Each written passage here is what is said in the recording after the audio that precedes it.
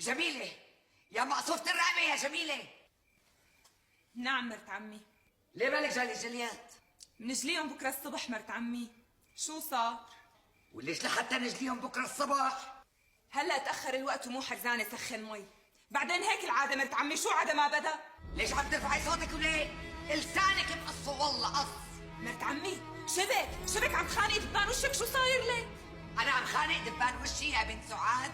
ايه انتي صار لك 3 ايام عم تدوري على حجم مشان تعملي خناقة معي.